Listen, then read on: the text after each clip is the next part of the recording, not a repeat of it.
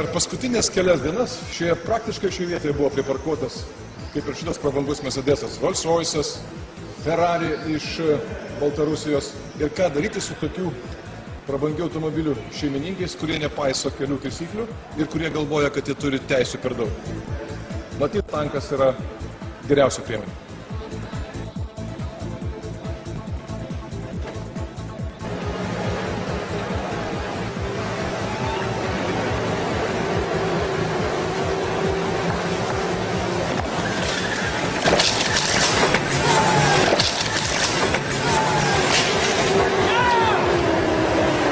Jeigu automobilis parkuos blogai, bus va taip.